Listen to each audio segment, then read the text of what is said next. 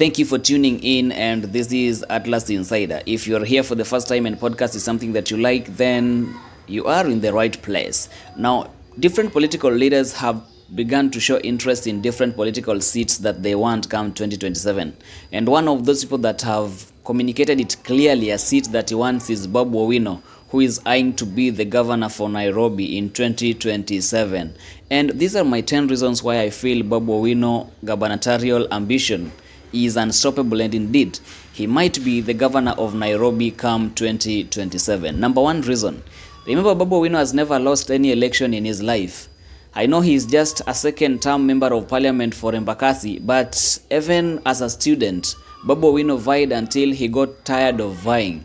And even though Babu Owino do not like William Ruto, I always feel that these guys went to the same political school where you put your eye on the goal and you definitely go for it. Nothing stops you, nothing pulls you back. That explains why Babu Owino is having so many degrees, because if he wants something, then he wants it. Remember, his track record is clear. He has proven that he's always with the people. And if people are going to vote soberly in 2027, then they might put that into consideration. He's having controversies here and there, but I feel that is normal with anyone who is holding a public office or a political office for that case. And talking of track record, that takes me to number 2 thing why I think Babu Owino gubernatorial dream is unstoppable.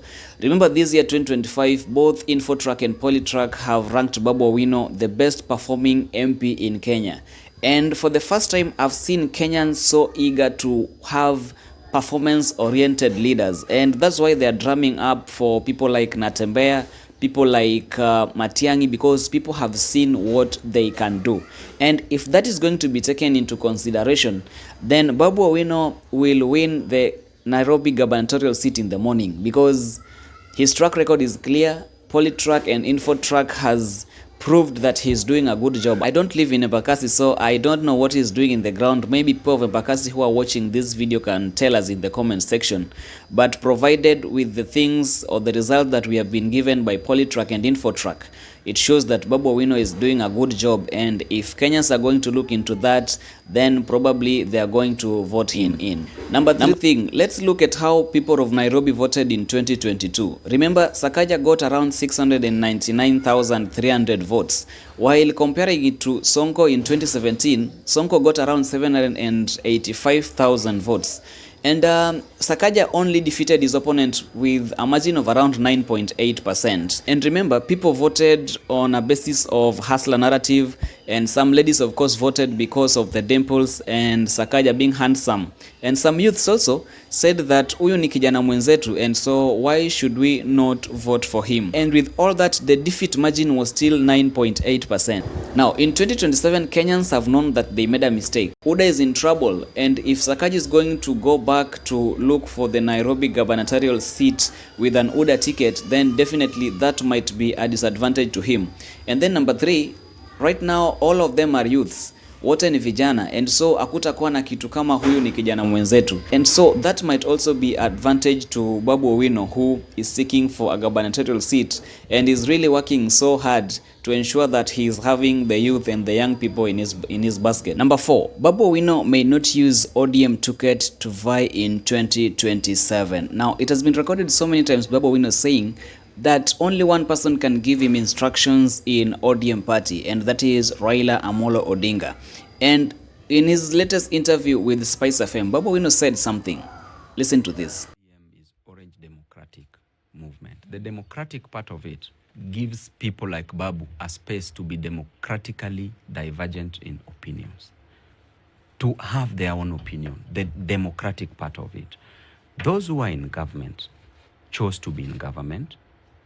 I have not even read the cooperation between Ruto and Baba, between ODM and UDA. But have you read the NADCO report? I did read the NADCO report, and we were supposed to implement the NADCO report, but ever since it's under the table. The NADCO report spoke about extrajudicial killings, yes. Talks about compensation, yes. Talked about youth employment, yes. Amongst other things. Yes. All these key things that touch on why the Gen Zs have been going to the streets. None of them are actually being addressed. None has been implemented. And Dennis, I will not dwell so much into the party affairs, because personally, even a sweeper in ODM is more powerful than me. has more information than Babu Owino. Why? Are you trying to say you've been knocked out? So respectful. That only shows you that Babu Owino is having his way out of ODM already, and he might be going for that governorship seat with another party or as an independent candidate. Remember, people have linked ODM with UDA, and so most people might vote for Babu Owino even if he's an independent candidate, so as to punish UDA or to show UDA that, you're no longer going to rule this city. We have to have another person. And the next thing is Gachagua factor. Remember, Gachagua was ousted because they felt that he was tribal. But Gachagua is saying that he was just trying to protect the businesses of Kikuyus in Nairobi. Remember, just the other day before Gachagua was ousted, he had a hit back with Sakaja because he felt that Sakaja is undermining the businesses of Kikuyus in Nairobi. Now, Babu Owino, now that he's not going to vie with the ODM ticket, that is if he won't, then probably he's going to vie using Gachagua's party, or is going to form a coalition with Gachagua, or maybe an independent candidate. And remember, there's something that Babu Owino has begun doing in social media which is very funny. Babu Owino is married to a Kikuyu, and all of a sudden Babu Owino has begun showcasing his wife on social media. And that might be a strategy in 2027, which is a way to try to, tell Kikuyus that I'm your son-in-law, and so that one makes me your son. There's some laws that Sakaja came with that Kikuyus feel that were meant to undermine now that they are one of the major business communities in Nairobi. Another thing that might give Babu Owino an upper hand is the kind of things that Sakaja has been linked with of late, pouring the garbage at the Kenya Power offices, and that revealed the level of integrity that is in the county offices. Just the other day, it's been alleged that he sent goons to attack people in protest in Nairobi. Remember, a lot of businesses were looted, so many people were injured, and so people are hungry. And that alone is a very strong fighting point for Babu Owino. And Babu Owino can just use that to crush Sakaja on his campaigns. The next thing, there's a simple phrase that goes that tell me your friend and I tell you who you are.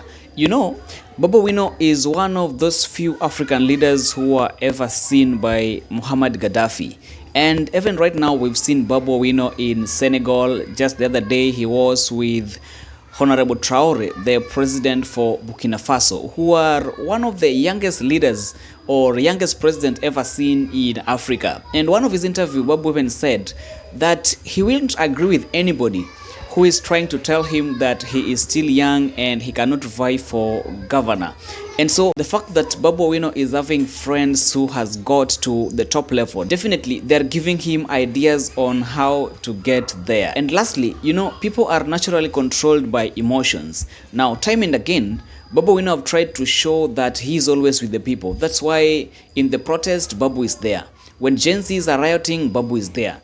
When Gen Z are against the finance bill, Babu is there. And so that alone may make people to vote for Babu Owino in 2027 because they've always felt that he is with the people. Remember, this is one of the reasons why Sonko easily got the Nairobi governorship in 2017 because, Sonko was always coming through for people, the Sonko rescue team and, Sonko paying bills here and there. That may also help Babu Owino to get into the top seat at the county level of Nairobi. I don't know what you're thinking. I don't live in Nairobi. I don't live in Embakasi. So there's some things that you may know that I don't know. Feel free to share them in the comment section and let's keep this conversation moving. Thank you for tuning in. Until next time, bye-bye.